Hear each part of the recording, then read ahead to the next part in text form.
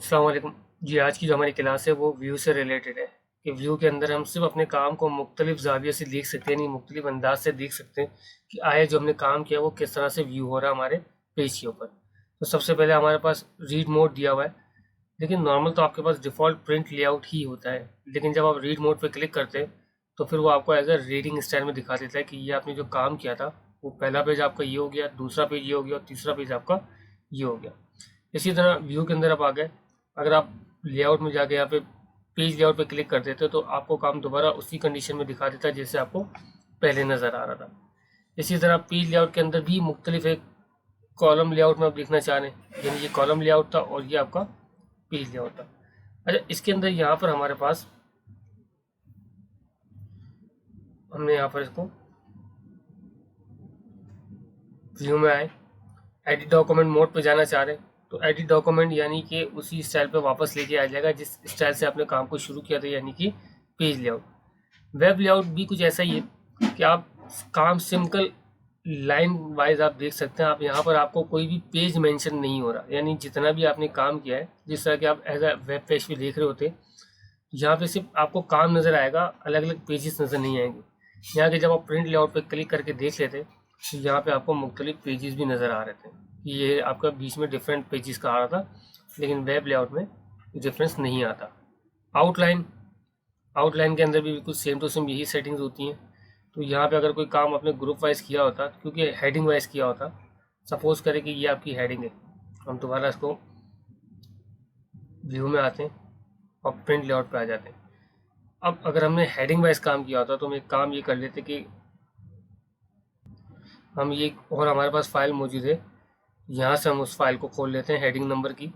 अब देखिए ये हमारे पास कुछ हेडिंग वाइज काम किया हुआ है। व्यू में हम गए, यहाँ से हमने आउटलाइन पे क्लिक किया तो अब देखिए हमारे पास हेडिंग वाइज काम आ गया। अगर इस हेडिंग को आप एक्सटेंड करवा के देखना चाह रहे हैं या आप प्रमोट करवाना चाह रहे हैं तो इसकी पूरी एक सेटिंग होती है, वो किस तरह से होती है इसका हमको यहाँ से डिलीट कर देते हैं।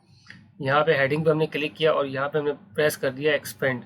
जैसे एक्सपेंड पे क्लिक करेंगे, देखें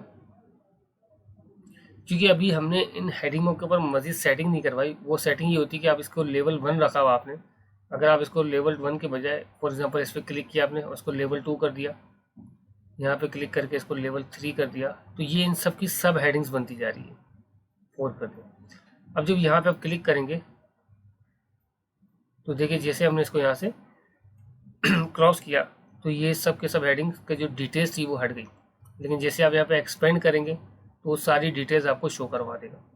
इसी तरह अगर आप इन सबको नॉर्मल करना चाह रहे हैं तो दोबारा आप यहाँ पे क्लिक करने के बाद इन सबको लेवल 1 पे लेके चले जाए तो ये दोबारा आपको हेडिंग स्टाइल में जो पहले आ रहा था वैसे ही दिखा देगा। बाहर आना चाह रहे हैं क्लोज आउटलाइन व्यू, तो जैसे पहले था काम वैसे ही नज़र आ जाएगा आपको। उसके बाद ड्राफ्ट, ड्राफ्ट भी एक सिंपल स्टाइल होता है आपके पेज को व्यू करने का। तो जो नॉर्मल हमारा डिफ़ॉल्ट सेटिंग होती है वो प्रिंट लेआउट ही होता है। रूलर यानी कि जो स्केल आपको दिखा रहा है, तो रूलर सिंपल आपके पास जो ये स्केल नज़र आ रहा है, आप यहाँ से चेक हटा दें तो ये रूलर आपके पास यहाँ से हट जाएगा। दोबारा चेक लगा दें तो ये रूलर आपके पास ऊपर जो शो हो रहा है और लेफ्ट साइड पे शो हो रहा है आपको वापस जाहिर कर देगा। गाइडलाइंस, पेज के ऊपर आप गाइडलाइंस लाना चाह रहे हैं तो वो भी दिखा देगा। अगर ये पिक्चर्स की सेटिंग वगैरह के लिए यूज़ किया जाता है, नहीं चाहिए तो आप इसको हटा दें। नेविगेशन पेन, तो अगर आपने जो काम किया है अगर उनमें से किसी खास हेडिंग पे जाना चाह रहे हैं तो समझिए एक तरह का ये आपका इंडेक्सिंग का काम करता है। क्लियर। उसके बाद जूमिंग है कि आप कितना पेज को जूम करना चाह रहे हैं, 200%, 100, या पेज जितना आपका है वो दिखा दें, या मेनी पेजेस, आपको एक वक्त में कितने पेजेस देखने हैं। ओके किया आपने, एक वक्त में 2 पेजेस आ गए। अगर आपने कहा 1 पेज दिखा दे एक वक्त में, मल्टीपल पेजेस दिखा दे, या पेज विथ कर दे, ये जितना काम है उसके हिसाब से पेज को बड़ा कर दे, ये 100%। तो ये एक नॉर्मल व्यू होता है। न्यू विंडोज़ की बात करते हैं, जैसे हमने न्यू विंडोज़ पे क्लिक करेंगे तो यहाँ पे हमारे पास जितनी बार हम क्लिक करते जाएंगे उतनी बार हमारे पास मुख्तलिफ विंडोज़ ओपन हो जाएगी। वो यहाँ स्विच विंडोज़ में हम देख सकते हैं कि हमारे पास एक जैसी 2 विंडोज़ हो गई है। इन तमाम विंडोज़ को एक साथ देखना चाह रहे हैं, फॉर एग्जाम्पल इस विंडोज़ को हम बंद कर देते हैं फिलहाल। अब देखिए हमारे पास 2 विंडोज़ एक जैसी है। एक और बार हमने क्लिक किया, व्यू में आए तो अब हमारे पास एक जैसी 3 विंडोज़ हो गई। इसका फ़ायदा ये होता है कि आपने अरेंज ऑल पे क्लिक किया तो आप तीनों विंडोज़ को एक साथ देख सकते हैं।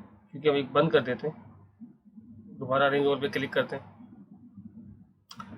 देखिए यहाँ पे हमने क्लिक किया अरेंज ऑल, तो अब दोनों विंडोज़ हमें एक साथ नज़र आ गई। अब इसका फ़ायदा ये कि अगर कुछ हेडिंग्स आपको ऊपर देख के नीचे टाइप करना था पेज की, तो आप इधर पेज का ऊपर वाला हिस्सा रख सकते हैं और नीचे यहाँ पर आप पेज का दूसरा हिस्सा रख सकते हैं। तो ये दोनों आपका एक ही पेज पे काम हो रहा होता है।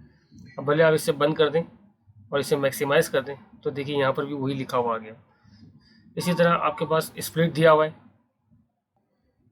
अब स्प्लिट पे हमने क्लिक किया तो स्प्लिट पेज की किसी भी हिस्से को रोकने के लिए इस्तेमाल होता है कि आप पेज का ये हिस्सा रोकना चाह रहे हैं, आपने यहाँ पे इसे रख दिया। अब आप जितना भी नीचे जाएंगे तो ये आपके पेज का टॉप हिस्सा आपके सामने ही रहेगा। नहीं चाह रहे आप रिमूव स्प्लिट कर दें। अच्छा, ये भी आपका न्यू विंडो से ही रिलेटेड है कि आपने न्यू विंडो पे क्लिक किया था, व्यू में आए तो अब ये देखिए आपके पास ऑन हो गया। व्यू स्लाइड बाय स्लाइड देखना चाह रहे हैं, यानी बराबर बराबर में देखना चाह रहे हैं। क्लियर। अब या फिर आप एक विंडो से दूसरी विंडो पे जाना चाह रहे हैं तो यहाँ से आप जा सकते हैं। तो ये भी इन्हीं के लिए ही यूज़ होता है। तो फिलहाल एक को हम बंद कर देते हैं और इसको हम मैक्सिमाइज़ कर देते हैं।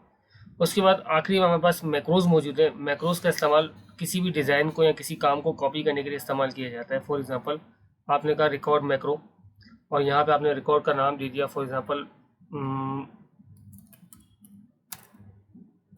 Design number 1।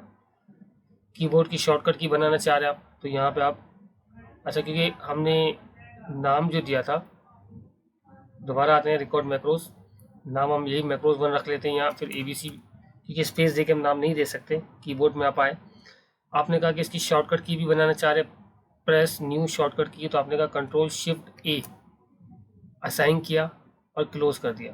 तो अब देखिए इसके साथ एक कैसेट बनी हुई आ गई है। अब इसका फ़ायदा ये होगा कि आप होम में आए, आपने कहा कि जब भी मैं इस डिज़ाइन को इस्तेमाल करना चाहूँ तो इसके लिए मैं बोल्ड, इटैलिक, अंडरलाइन, उसका साइज़ और उसके कलर मैं अप्लाई करना चाहूँगा जहाँ पर मैं ये डिज़ाइन देना चाहता हूँ।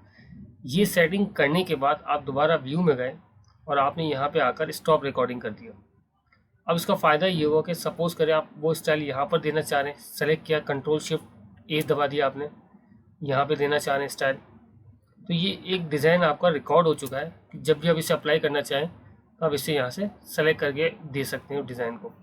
उसके बाद सेलेक्ट किया आपने, यहाँ पर आपके पास व्यू मैक्रो कि अगर आपको उसका नाम याद नहीं है, शॉर्टकट की याद नहीं है, तो आप उसको सेलेक्ट करवाने के बाद भी रन करवा सकते हैं। या फिर आपके पास अगर ये सारी डिज़ाइनिंग आप जो हो चुकी है वो रखना चाह रहे हैं, बाकी शॉर्टकट की ख़त्म करना चाह रहे हैं, तो व्यू मैक्रो में आने के बाद आप इसे डिलीट भी करवा सकते हैं यहाँ से। यहाँ तक ये आपका व्यू टैब कंप्लीट हो जाता है। बहुत बहुत शुक्रिया।